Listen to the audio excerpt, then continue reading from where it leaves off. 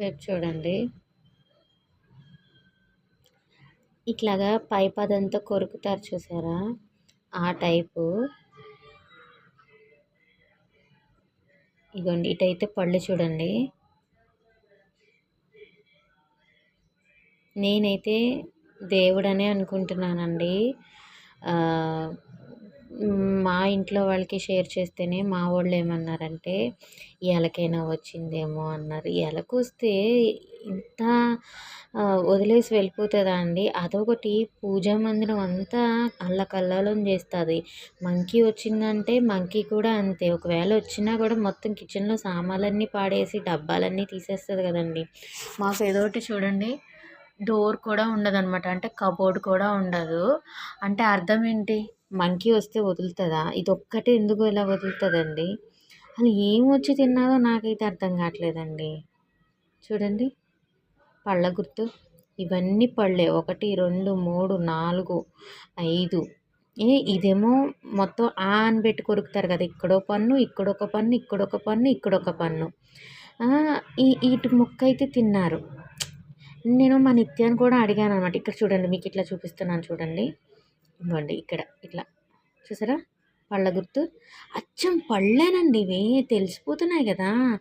నేను మా నిత్యాన్ని కూడా అన్నా, అమ్మ నేనేం కోపపడిన, ఎందుకంటే మనం ప్రసాదం తిన్నప్పుడు ఎంగిల్ చేసి మళ్ళీ దేవుడి ప్లేట్లో పెట్టకూడదు అని ఎప్పుడు మా చిన్నప్పుడు మా పిల్లలు చిన్నప్పటి నుంచి చెప్తాం మేము. అమ్మ ఎంగిల్ది ఎప్పుడు దేవుడి దగ్గర పెట్టకూడదు, మళ్ళీ ఆ ప్లేట్ దేవుడికి వాడతాం కదా, తోమిందైనా సరే ఎంగిల్ పళ్ళలో పెట్టకూడదమ్మా దేవుడికి అంటే, వాళ్ళు ఎప్పుడైనా తీసుకున్న ప్రసాదం ఇలా తీసుకెళ్ళిపోయి నోట్లో పెట్టేసుకుంటుంది నిత్య డైరెక్ట్ అయితే. మా సూర్య అయితే అసలు అంత ఇంట్రెస్ట్గా అయితే ఈ బెల్లం ముక్క అయితే తిన్నాడండి. ఇంకా మా హస్బెండ్ ఉన్నారు, నేనున్నా. మా హస్బెండ్ కూడా తెలిసి ఎంగిల్ చేసి ప్లేట్ కూడా చూపిస్తూ ఉండండి. ఎందుకంటే నేను ఇంకా అసలు ఫుల్గా చెప్పకూడదు. డేట్ వచ్చిందండి నాకు. డేట్ రావడంతో దేవుళ్ళని ఇంకా శుభ్రం చేయలేదనమాట. ఇట్లా ఉందండి ప్రసాదం ప్లేట్లో. ఇవ్వండి ఇట్లా నేను ప్లేట్లో పెట్టిన తర్వాత ఇట్లా పెట్టిన ప్రసాదం చూడండి.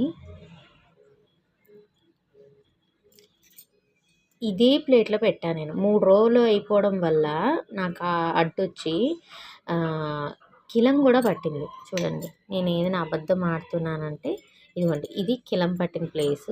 ఇదిగోండి ఇట్లానో లేకపోతే సంథింగ్ ఇలా ఉంది. ఇలా ఉంది, మీకు చూపిస్తున్నా చూడండి. ఇట్లా ఉంది ప్రసాదం. అది కిలం పట్టడం వల్ల ఈ బ్యాక్ సైడ్ కూడా చూడండి తెల్లగా వచ్చేసింది ఆ కిలం పెట్టడం వల్ల. ఓకే, నేను దేవుళ్ళని శుభ్రం చేద్దాం అనే ఉద్దేశంలో తీసి చూస్తే అసలు భలే విచిత్రం. కొరికినట్టుగా పళ్ళు ఇట్లా చూడండి. ఇక్కడైతే ఇట్లా ప్రసాదం ప్లేట్ కూడా కిలం పట్టేసింది. నేను క్లీన్ చేద్దామని వచ్చిన, నేను ఇట్లా పూజా మందిరం మొత్తం క్లీన్ చేసుకుందాము, 3 రోజులు అయిపోయింది కదా అని చెప్పి వచ్చాను. ఈరోజు క్లీన్ చేసుకుందాం సండే కదా అని. చూసారా పళ్ళ గుర్తులు వచ్చిందే అనుకోండి, మొత్తం అంతా చల్లాచెదరు చేసేయాలి కదా. మంకీ వచ్చినా ఏమొచ్చినా మరి బల్లి కొరికిందా మరి ఏమనుకోవాలి. నేనైతే పాజిటివ్ థింకింగ్లో ఉన్నానండి. మీకు ఏమనిపిస్తుంది అన్నది కింద కామెంట్ చేయండి ప్లీజ్. కొంచెం పాజిటివ్గానే చేయండి, ఏమనుకోవద్దు. ఎందుకంటే నేను ఒక పాజిటివ్ థింకింగ్లోనే ఉన్నాను. నాకు మంచి జరిగిందని హ్యాపీ ఫీల్ అవుతున్నాను. అంతే ఫ్రెండ్స్, ఇది మీకు షేర్ చేయాలనుకున్నా వీడియో. అంటే ఫోటోలు ఆల్రెడీ మా వాళ్ళకి చూపించడం కోసం ఫోటోలు పెట్టాను. బట్ యూట్యూబ్ ఛానల్లో అందరికీ చూపించాలని చెప్పేసి పళ్ళు చూసారా, నేనైతే నమ్మలేకపోతున్నాను ఫ్రెండ్స్.